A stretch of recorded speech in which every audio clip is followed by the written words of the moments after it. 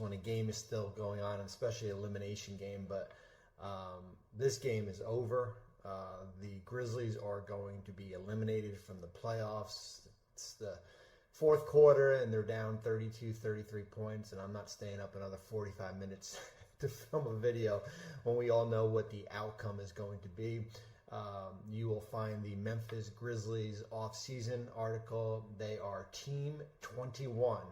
Team 22 will be either Golden State or Sacramento on Sunday. I mean, what do you say about a no-show by this Memphis team here? I mean, a complete embarrassment. I mean, a complete no-show. I think the biggest thing that we'll find out is if these guys are going to talk to the media after the game. That's probably the only mystery that's left here. And you can go on ESPN.com and read about their off-season. Yes, there was injuries.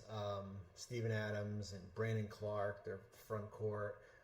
Luke Kennard being out for Game 6 certainly did not help.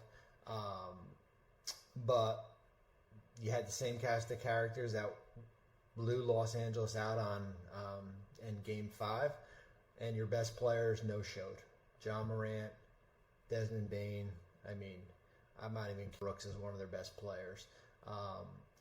And now we head into the off-season here, and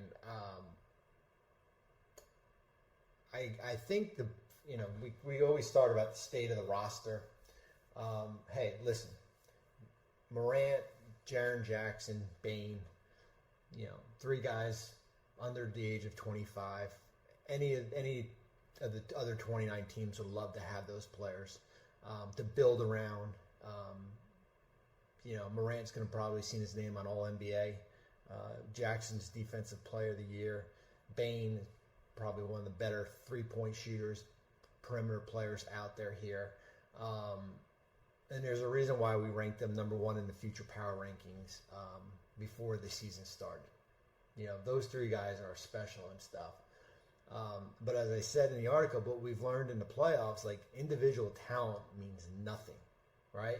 Talent means nothing if there's not buy-in or sacrifice from each player. And I said, if they want to take the next step, there has to be trust, discipline, and maturation in the locker room. If not, the window to compete for the championship will close. I don't care how young this team is, and this Memphis team will be considered as one of those great what-if teams, right? That fun, loving team that we loved last year that was built organically through the draft. It was going to be considered as one of those teams. Heck, you can even say that Sacramento is probably past them right now, and maybe Oklahoma City will be. I mean, it closes quick. Just ask Denver a couple years ago when Murray and Porter were out. This thing closes quick. I don't care how. If you have three players under the age of 25, it closes quick. Now, the positives, I guess, that we can draw from this is that you've got 13 players under contract. You've got 3 draft picks, 25, 43, 56. You've got all your future ones. You've got a Golden State pick in 2024.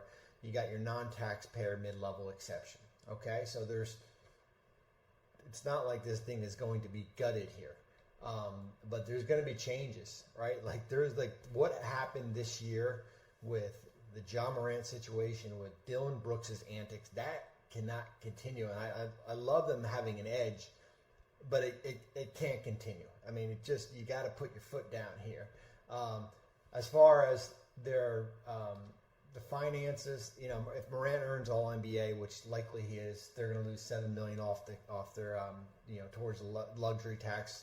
An additional $7 million will go towards that. So, I mean, they basically are entering the. I'm just reading something here. They're basically going to they're going in 20 tax to -7, so that's basically $13 million below the tax if he earns All NBA. If Dillon Brooks could push you over, and that's going to be the big thing. They've got a $1.9 million team option on Xavier Tillman. We're going to talk about that in a minute. The top front office priority is going to be the Dillon Brooks negotiation. I said it's probably one of the most polarizing negotiations that we'll see, right? He's going to probably see his name in all NBA defensive first or second team. I mean, He guards your best player. 46% field goal percentage allowed against 2022-23 All-Stars. Lowest among 72 players. I mean, he is, he's a high-level wing defender, but he's a liability on the offensive end and with his antics on the court, right? I mean, shot 34% on jumpers, ranked 62nd out of 66 players, 6% on wide-open jumpers.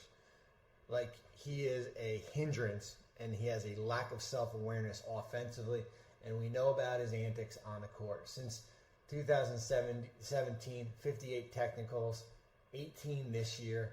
He's been ejected 5 times.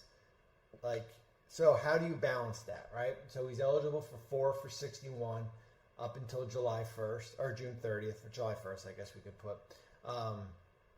Is that the number? Are you comfortable paying $15-16 million? I'm not paying $20 million. If you don't bring him back, you've got Zaire Williams, who was hurt for most of this year, David Roddy, and maybe you go in the draft, and maybe you use your tax mid-level exception. Those are your options. Okay, so either you bring him back, either you overpay and you just deal with all the bullshit that he does every year, and keep your fingers crossed that he's on his best. You give him an offer that's $15-16 million and say, you know what, go out and can you get more? Or you're basically going to let him walk for nothing. Maybe you work out a sign and trade, and then the hope is that Williams, Roddy, Kennard, that group is going to be your small forward moving forward. That's your top front office priority. The Dillon Brooks piece is as I said, it is polarizing. On one side, you pay a premium for wing defenders in this league. We always sit in these meetings and we say, how do we get guys that can guard and make threes, every once in a while, impacts the defensive end. And you have it there in Memphis. But on the other end, all the other stuff that comes with it. And that's the balancing act that the front office is going to have to make. You've got extensions. I mean, Desmond Bane. Players on this roster have been extended in the past 3 years. Desmond Bane is extension eligible. I don't think he is a max player. I think he's probably in the neighborhood of where Tyler Hero, probably a little bit in that Jordan Poole, 4 for 127-ish somewhere. You can still extend him for 5 years, but I'm not giving him the full boat. I'm not giving him, whatever it is, 5 for 207, the Anthony Edwards number. I mean, because you would have Bane, Morant, Jackson making, I don't know, $120 million between that. So if there's not a deal, let him go into restricted free agent. Xavier Tillman is interesting because he's got that player, the team option. If the Grizzlies exercise it, then he becomes an unrestricted free agent in 2024. If they decline it, he's restricted. But remember, we talked about their fine. There'll be $13 million under the tax. That doesn't include a new contract for Dillon Brooks. So the likelihood is that they exercise and maybe they try to work out an extension for him that would start in 2024-25. You have him on that 1.8 number. He can be extended for up to 4 for 71 if the option is picked up here. So those are your 2 extension guys. I would expect some type of deal with Bane, and we'll see what happens with Tillman. But as I said, I'm not comfortable. I think Desmond Bane is a really good player. I think he's a borderline all-star. He's not a max player, but sometimes there are circumstantial max players out there. Andrew Wiggins from whatever that was, 5 or 6 years ago, was a circumstantial max guy. Darius Garland is probably, if Desmond Bane's going to make an argument and say, well, Darius Garland got that, I'm a better player. But every team looks at it differently here. So I'm not paying a max for Desmond Bane, but I'm, $29 million. I think that's kind of where I see his number. Team needs shooting. Took the 11th most 3-point attempts this season. Finished 23rd in 3-point percentage. As I said, they own all their draft picks moving forward. They've got that Golden State pick in 2024. That's top 4 protected. So that's a 10-minute tired video on the Memphis Grizzlies. They are about to be eliminated. They are only down 38 right now. I wish we did have running clock, especially for those in the East Coast. But it starts with growing up, man. This team's got to grow up. Otherwise, I said, one of the great young talented teams is going to be a what-if team, and they're going to join the list of a lot of other teams out there. And I love Morant and I love Jackson, but that doesn't mean squat in this league unless you as I said, you have buy-in and you sacrifice, and you basically got to look yourself in the mirror and figure out what went wrong, and you fix it, because it will be over quickly here. And then you've got to figure out what to do with Dillon Brooks, as I said.